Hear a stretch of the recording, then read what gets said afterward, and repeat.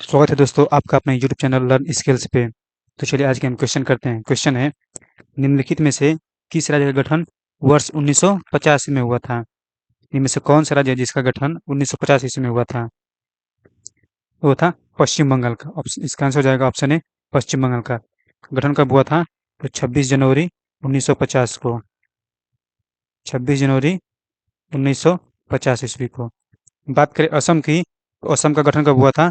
वो था 26 जनवरी 1960 ईस्वी को। 26 जनवरी 1960 ईस्वी को। अब बात करें पंजाब की, तो पंजाब गठन कब हुआ था? तो 1 नवंबर 1966 को।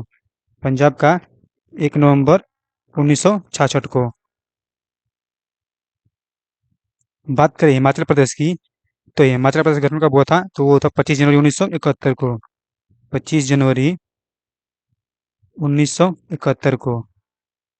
चलिए अब अगला क्वेश्चन देखते हैं। निम्नलिखित में से कौन सा एक जवाहरलाल नेहरू राष्ट्रीय शहरी पुनर्निर्माणी मिशन से संबंध से सही नहीं है? इनमें से कौन सा एक पंक्ति है जो जवाहरलाल नेहरू राष्ट्रीय शहरी पुनर्नवीनी मिशन के संबंध से सही नहीं है? इसे 2005 में प्रारंभ किया गया था, ये सही है। यह 10 वर्षीय कार्यक्रम था। यह 7 वर्षीय कार्यक्रम था, यानी कि यह 7 वर्षीय कार्यक्रम था।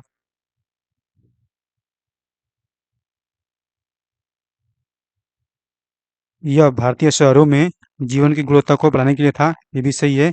यह समावेशी विकास को बढ़ाने के लिए था, यानी कि यह भी सही है। चारों ऑप्शन सही है, जो ऑप्शन बी था हमारा वो गलत था।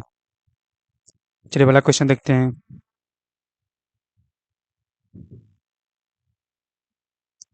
निम्नलिखित में छत्तीसगढ़ की सीमा किसके साथ उभयनिष्ठ नहीं है? यानी जो छत्तीसगढ़ की सीमा है वो इनमें से किसके साथ नहीं मिलती है? महाराष्ट्र के साथ, महाराष्ट्र के साथ मिलती है। बिहार के साथ, यानी बिहार के साथ नहीं मिलती है। उड़ीसा के साथ मिलती है, आंध्र प्रदेश के साथ मिलती है। इसके अलावा कहाँ कहाँ से मिलती है?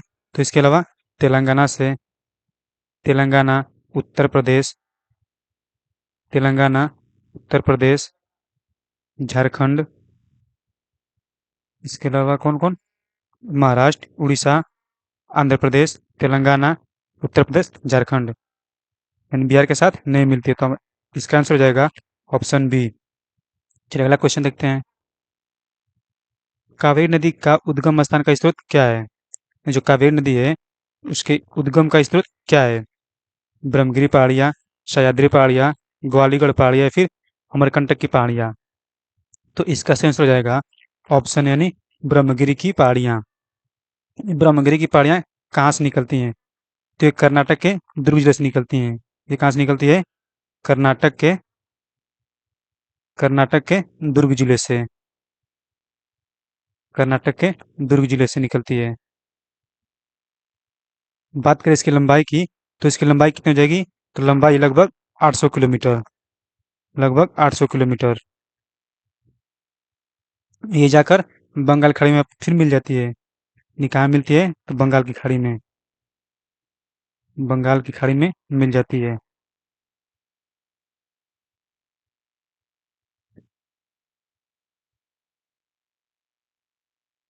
चलिए अगला क्वेश्चन देखते हैं अब। निम्न में किस नदी के तट पर गोरखपुर स्थित है? जो गोरखपुर है वो इनमें से किस नदी के तट पर स्थित है? घाघरा, गंडक, राप्ती या फिर सरयू? तो इसका आंसर हो जाएगा ऑप्शन सी, यानी कि राप्ती। ये जो गोरखपुर शहर है वो राप्ती नदी के तट पर स्थित है। राप्ती नदी कहाँ से निकलती है?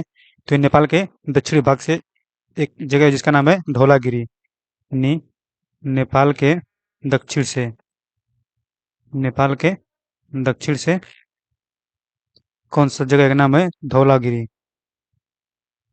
धौलागिरी। धौलागिरी में कहाँ पे? तो धौलागिरी में एक जगह है रुमुक, रुमुक कोट। रुमुक कोट नाम का एक जगह है, नहीं यहाँ से निकलती है, रुमुकुट से निकलती है। चलिए अगला क्वेश्चन देखते हैं अब। गोविंद बल्लभ पंत सागर जलाशय कहाँ स्थित है? जो गोविंद बल्लभ पंत सागर जलाशय है वो कहाँ पर स्थित है? उत्तर प्रदेश, छत्तीसगढ़, झारखंड या फिर उत्तराखंड में। तो कहाँ पर है? उत्तर प्रदेश में। उत्तर प्रदेश में कहाँ पर? तो उत्तर प्रदेश में सोनभद्र जिले में। उत्तर प्रदेश में सोनभद्र जिले में। सोनभद्र में जिला कहाँ? तो सोनभद्र के पिपरी नामक स्थान पर। सोनभद्र के पिपरी नामक स्थान पर। अगला क्वेश्चन देखते हैं अब। निम्न राज्यों में से किसे ग्रामीण पर्यटन परियोजनाओं के क्रियान्वयन में सर्वोत्तम राज्य घोषित किया गया है? इनमें से कौन सा राज्य है जिसे ग्रामीण पर्यटन परियोजना के क्रियान्वयन में सर्वोत्तम राज्य घोषित किया गया है? सिक्किम, केरल, गोवा या फिर असम? तो इसका आंसर हो जाएगा ऑप्शन ए, असम। सिक्किम, यानी सिक्किम राज्य को ग्रामीण पर्यटन परियोजना के क्रियान्वयन में सर्वोत्तम राज्य घोषित किया गया है। चलिए अगला क्वेश्चन देखते हैं। निम्नलिखित में से किस राज्य में नवाग्राम तेल क्षेत्र स्थित है? ये जो नवाग्राम तेल क्षेत्र है वो इनमें से किस राज्य में स्थित है? असम, गुजरात, महाराष्ट्र, आंध्र प्रदेश? तो इसका आंसर हो जाएगा ऑप्शन बी, यानी कि गुजरात। ये जो नवाग्राम तेल क्षेत्र है वो गुजरात राज्य में स्थित है।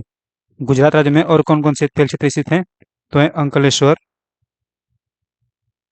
अंकलेश्वर, इसके बाद आता है कलोल, इसके अलावा आता है नौग्राम, और एक आता है लूनेज, लूनेज। चलिए अगला क्वेश्चन देखते हैं। महावेली गंगा किस देश की एक नदी है? ये जो महावेली गंगा नाम की नदी है वो इनमें से किस देश की नदी है? बांग्लादेश, भारत, श्रीलंका या फिर नेपाल? इसका आंसर हो जाएगा श्रीलंका, ऑप्शन सी, श्रीलंका। यानी जो महावेली गंगा है वो श्रीलंका देश की नदी है। ये श्रीलंका की सबसे बड़ी नदी है। जो ये महावेली गंगा नदी है वो श्रीलंका की सबसे बड़ी नदी है।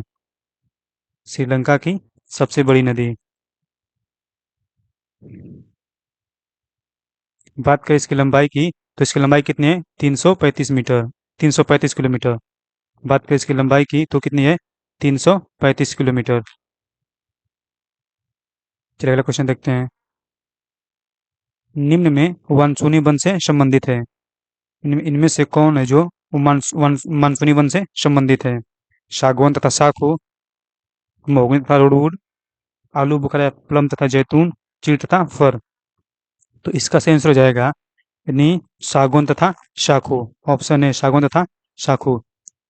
जो ये पौधे हैं वो मानसूनी वन से संबंधित है। बात करें महोगनी तथा रोडवुड की, तो ये किस संबंधित है?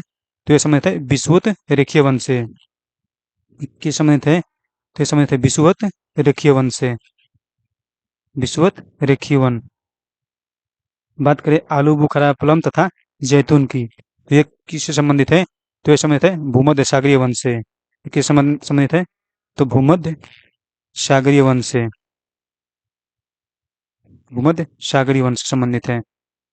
बात करें चीड़ तथा फर की, तो ये किससे संबंधित हो जाएगा? तो ये कोरधारी वन की श्रेणी में आते हैं। ये कोरधारी वन की श्रेणी में आते हैं। कोरधारी वन। चलिए अगला क्वेश्चन देखते हैं अब। निम्नलिखित में से वर्ष 2010 में भारतीय पर्यटकों का सर्वप्रिय इन दर्शकों की संख्या की दृष्टि से यानी कहाँ पर दर्शक सबसे ज्यादा गंतव्य किए थे? यानी किस देश में 2010 में भारतीय जो पर्यटक थे वो अधिक मात्रा में गए थे? ऑस्ट्रेलिया, सिंगापुर, अमेरिका या फिर यूनाइटेड किंगडम यानी यूके में? तो वो गए थे सिंगापुर में। इसका आंसर हो जाएगा ऑप्शन बी, सिंगापुर।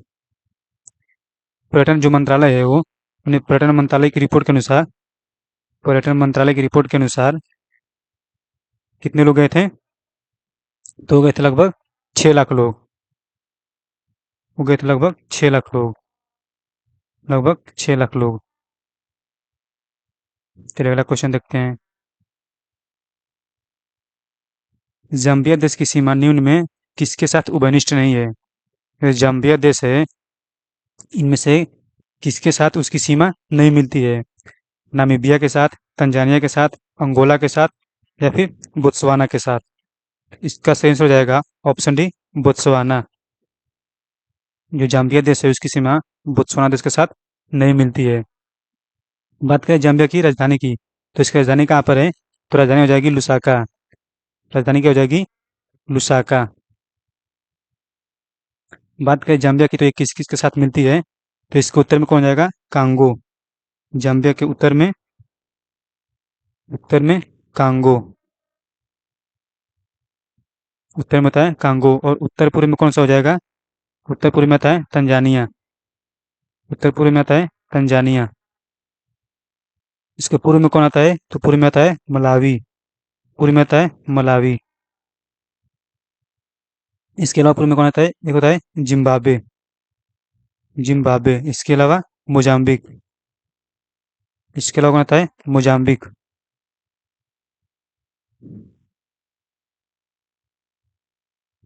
बात करें दक्षिण में, तो दक्षिण में कौन आता है? दक्षिण में आता है नामीबिया। दक्षिण में कौन आता है? नामीबिया। और बात करें दक्षिण पश्चिम में, बात करें पश्चिम में, तो पश्चिम में कौन आता है? पश्चिम में आता है अंगोला। पश्चिम में जाएगा अंगोला। पश्चिम में जाता है अंगोला। चलिए अगला क्वेश्चन देखते हैं अब। वाटर यानी prevention and control of pollution, जो वाटर सेस है वो एक्ट कब लागू किया गया था? जो वाटर सेस एक्ट कब लागू किया गया था? वर्ष 1973 में, वर्ष 1975 में, 1977 में, फिर 1979 में? तो इसका आंसर हो जाएगा यानी ऑप्शन सी 1977 में। जो वाटर सेस है वो 1977 में लागू किया गया था। इसकी विशेषताएं क्या क्या थी? तो इसकी विशेषताएं थी जल प्रदूषण से संबंधित जो थी, पहले पे थी जल प्रदूषण का निवारण करना। जल प्रदूषण का निवारण करना, का निवारण और नियंत्रण था। और नियंत्रण। दूसरा क्या था? दूसरा जल की गुणवत्ता को बनाए रखना। दूसरे पे क्या था? जल की गुणवत्ता को बनाए रखना। जल की गुणवत्ता बनाए रखना। और एक तीसरा क्या था? जल प्रदूषण के निवारण के लिए केंद्र और राज्य में बोर्ड का गठन करना। जल जल प्रदूषण के निवारण के लिए, जल प्रदूषण के निवारण के लिए केंद्र तथा राज्य में बोर्ड बनाना के लिए बोर्ड का निर्माण करना। चलिए अगला क्वेश्चन देखते हैं। देश में एग्रो इकोलॉजिकल क्षेत्रों की संख्या कितनी है? देश में एग्रो इकोलॉजिकल क्षेत्र कितने हैं? तो कितने हैं? 20। ऑप्शन बी इसका हो जाएगा 20। कौन कौन से उसको हम पढ़ते हैं? पहले पता है पूर्वी पठार, जो कि छत्तीसगढ़ में पड़ता है। पूर्वी छोटानागपुर का पठार, पूर्वी शादा। इसके बाद पश्चिमी हिमालय, पूर्वी हिमालय। इसके बाद आता है पश्चिमी मैदान, फिर दक्कन का पठार, उत्तरी मैदान, केंद्रीय मालवा उच्च भूमि। फिर इसके बाद कौन कौन सा आता है? दक्कन पठार गर्म अर्ध शुष्क क्षेत्र, दक्कन तेलंगाना का जो कि पठार, और उसका पूर्वी घाट, पूर्वी घाट तमिलनाडु के पठार, उत्तरी सदा गर्म उप आर्द्र क्षेत्र, केंद्रीय उच्च भूमि। इसके बाद कौन सा आता है? पूर्वी तटीय सादा, बंगाल और असम के मैदान, उत्तरी पूर्वी हिल्स यानी पूर्वांचल का, पश्चिमी घाट और तटीय क्षेत्र मैदान, अंडमान निकोबार और लक्षद्वीप। ये जो 20 हैं वो एग्रो इकोलॉजिकल क्षेत्र की संख्या में आते हैं। चलिए अब अगला क्वेश्चन देखते हैं।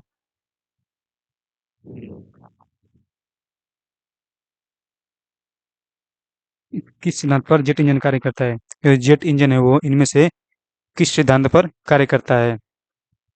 रेखीय संवेग संरक्षण, कोणीय संवेग संरक्षण, ऊर्जा संरक्षण, या फिर द्रव्यमान संरक्षण? तो इसका सही आंसर हो जाएगा ऑप्शन ए, रेखीय संवेग संरक्षण। जो जेट इंजन है वो रेखीय संवेग संरक्षण पर कार्य करता है। जेट इंजन की खोज किसने की थी? तो खोज की थी फ्रैंक व्हिटल ने। खोज किसने की थी? फ्रैंक व्हिटल ने। फ्रैंक व्हिटल ने। चलिए अगला क्वेश्चन देखते हैं। अगर आपने हमारे चैनल को सब्सक्राइब नहीं किया तो हमारे चैनल लर्न स्किल्स को सब्सक्राइब कर लें और इसके साथ में बेल बटन को भी दबा लें। निम्नलिखित में से किस तत्व की कमी को पूरा करने के लिए कीटभक्षी पौधे होते हैं वो कीटों को पकड़ते हैं और उनका भक्षण करते हैं? कीटभक्षी पौधे होते हैं वो कीटों को क्यों पकड़ते हैं? किसकी कमी को पूरा करने के लिए पकड़ते हैं?